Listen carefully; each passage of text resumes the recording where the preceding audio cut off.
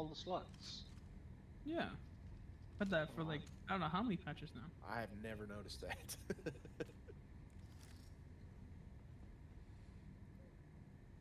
Alright. All right. Should we reform the party? Yeah, Yeah.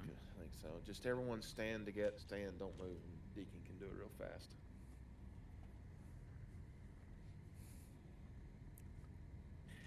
Deacon's doing that. I can go ahead and start. So for those of y'all who were at the CQB training last time, I'm going to change up one or two things, but most of it will just be a refresher for y'all. So, first of all, thank you all for coming here and being here today.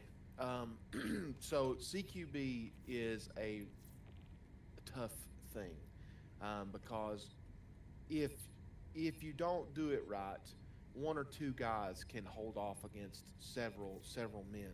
And if anyone was at the last training that we're at, you understand the reality of that.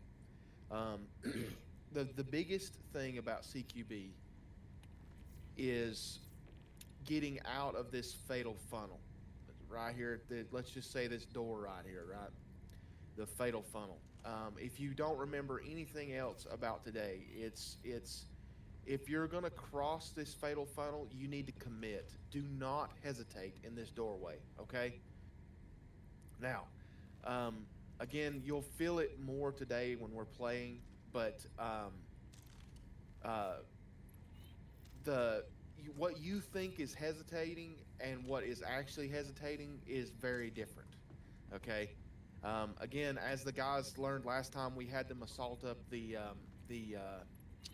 oh my gosh, the airlock of the Polaris, and just me and Deacon were able to take out 6 guys as they were coming up those steps. Hey. Because they were hesitating a little bit. Well, Phantom, you weren't with us the first time. It was after that, I think, right? I'm pretty sure you weren't with us the first time, and then after that, you came up there with us. But anyways, so when you decide to commit, you freaking commit and get out of this, and because essentially the way Star Citizen works is, and I think I talked about this the other day, at the last training we did, is your health, your guy's health. It's not like real life, right? One bullet is not going to kill you unless you have your helmet off or something and someone shoots you in the head. So you have a health pool that you can access, that you can take advantage of, right? So the more health pool you have and the more guns you have to delete health pools gives you advantage. Do you see what I'm saying? So when you're coming out of this fatal funnel and you're filling in this area, the faster you do that, the more guns you get in that area, gives you an advantage quicker, okay? So if you're hesitating here and dancing back and forth around this door trying to fight with somebody, that gives them the advantage, not you, okay? Now there's a difference. What I'm saying is about committing across the fatal funnel, okay?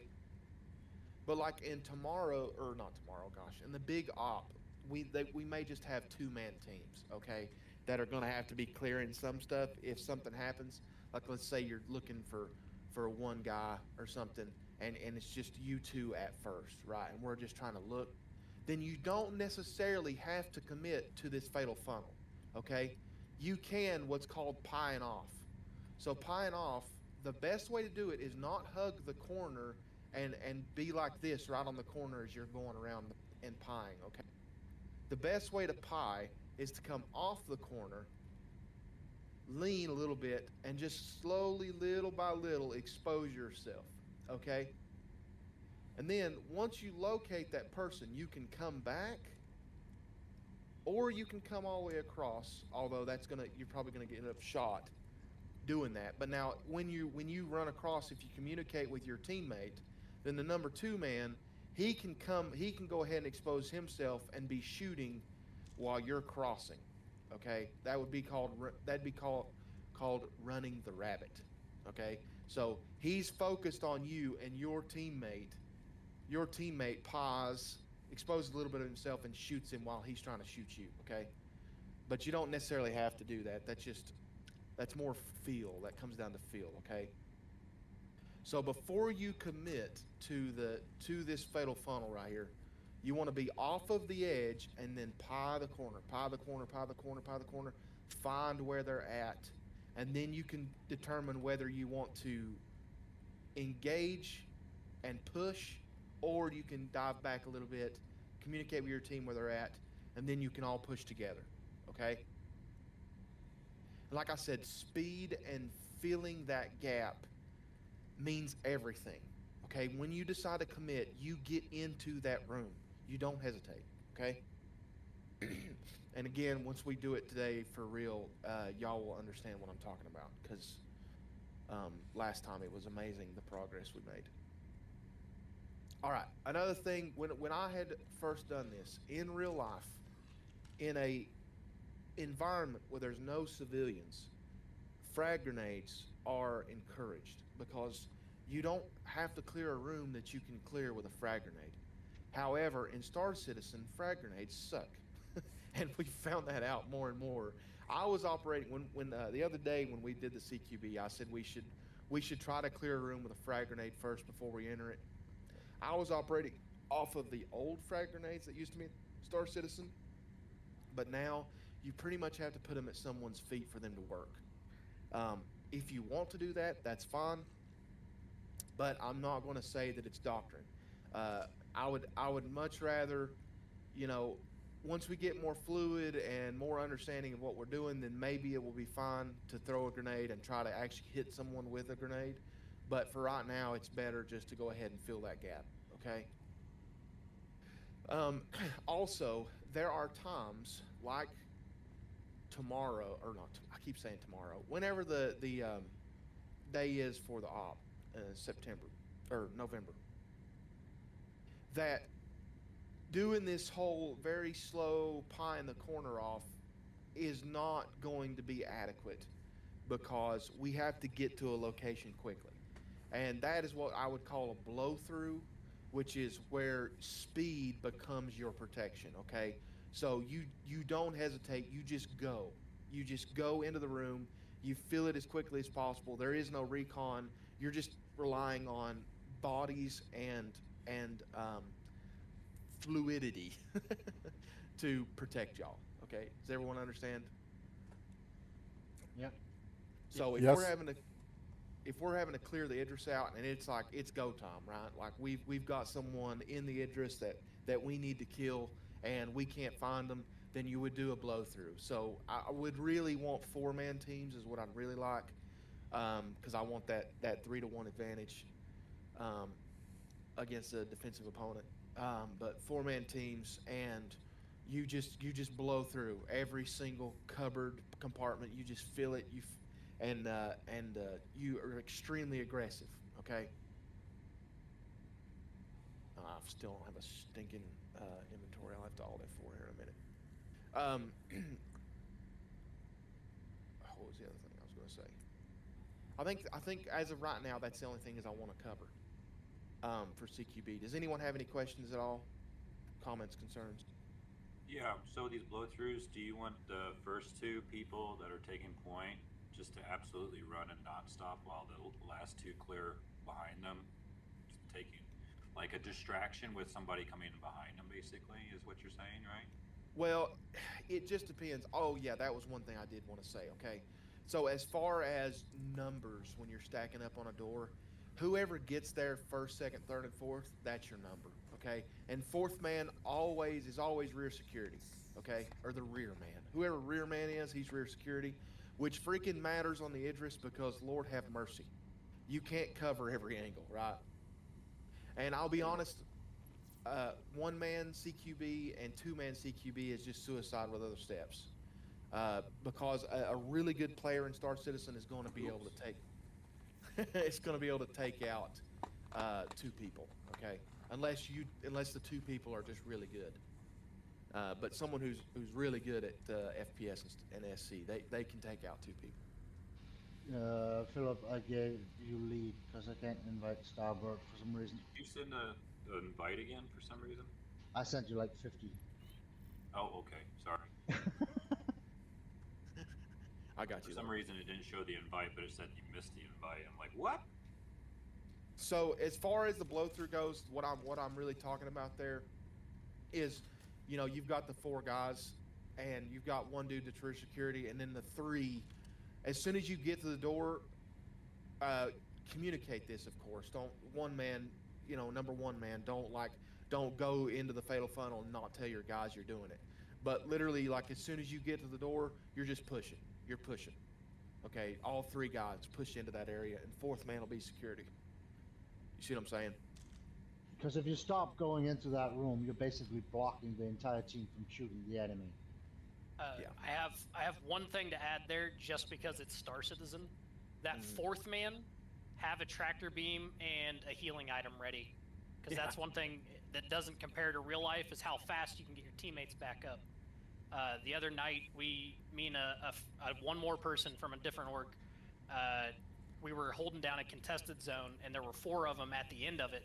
And using just him with a sniper, he would go out, snipe the target, and if he got downed, I pulled him back with a tractor beam and revived him and sent him back out. And then once he got enough tier 3s, we traded places. Yeah. Well, and that's good. That is a good thing, just because it is very quick to get people up in SC. So, all right, Star, did you have anything else to add? No, just when you're breaching, make sure that you work in a right-left pattern. Like, everybody should always, like, if you're first in line, you should always go right. Second person always left. Like, when you choose, like, an edict, like, always have a specific way that you do something. That way, you always know that the person before and after you always has their spot correctly. So if you do get down, you do have a guy with a med pen or a tractor beam or whatever's going on. And another question I wanted to ask, has anybody tested the GP33 to see if it does have a range of explosive? Because a grenadier might be a better way to go than, like, frag grenades. Yeah, okay. Yeah, So right now, the railgun actually has a better spread and knockback than the grenade launcher. that's why I brought the railgun today. That's why I brought the railgun, to try it out, to see if it's, because does it matter full charge? Can you just lob it and it still do the same amount of damage, Savior? That I don't know. See, Damage probably not, but the knockback is what you're mainly concerned with on the railgun, anyways. You may want to test that out, because, like, I fired the railgun a couple times the other day, and it just went, like, fell, like, right in front of me. So you do have to hold it, like, a count of, like, 1 or 2.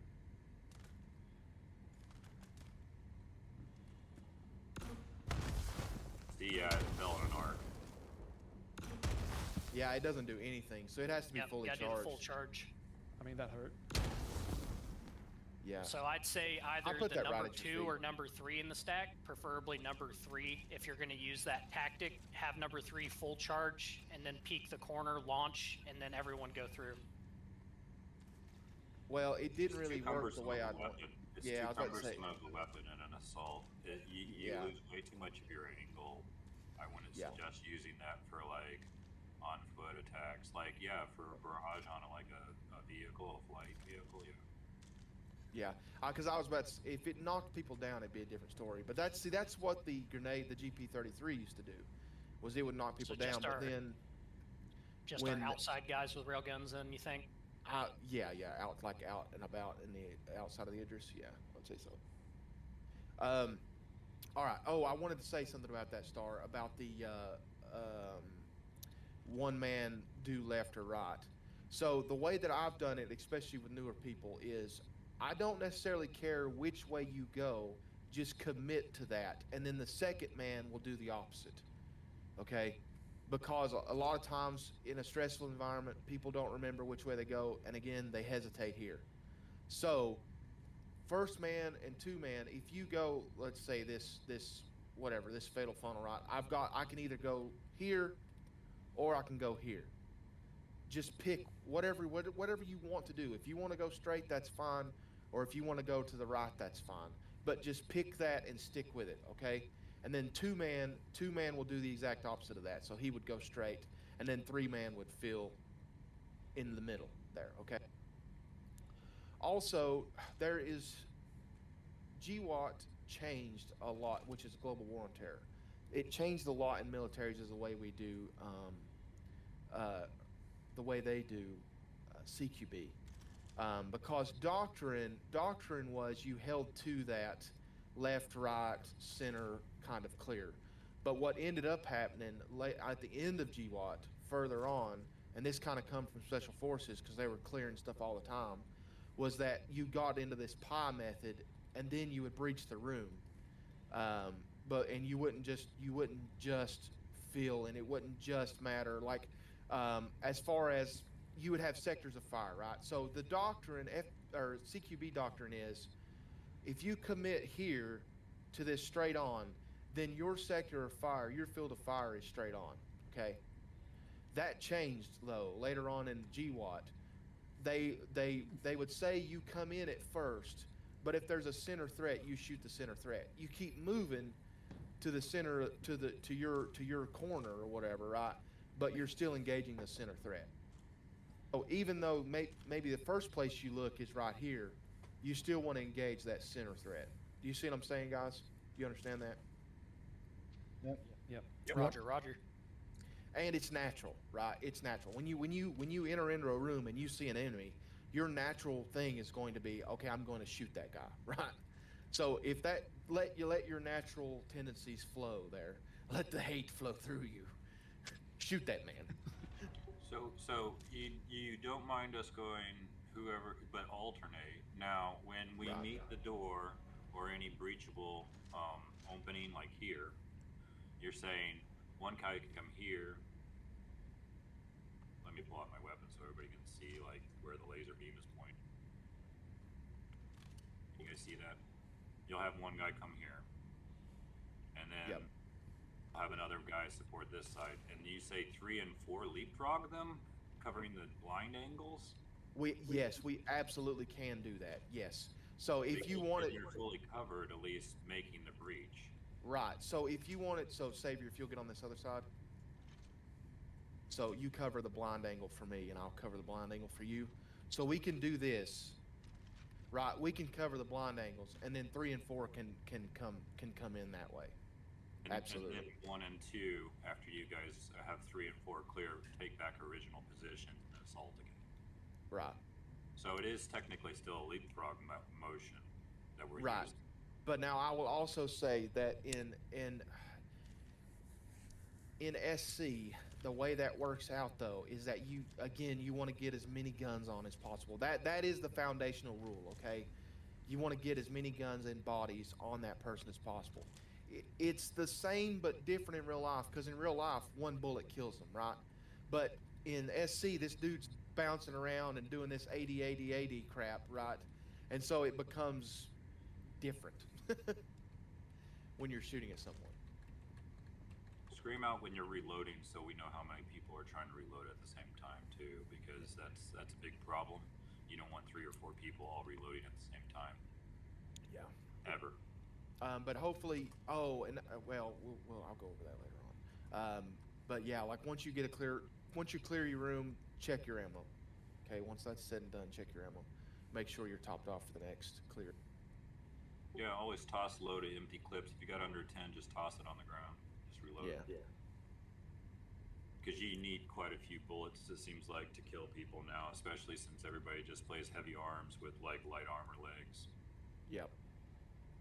Yeah, that's one of the things I like about the parallax is because you've got that 80 rounds, so you can engage multiple times without having to worry about it. Yeah. All right. Anybody else got a question, comments, concerns? Have I confused anyone? Is anyone not following what we're talking about here? All right. We'll break out into teams. Deacon, I kind of want... This amount of people is amazing, but I don't think I'm going to have this amount of people in a general area on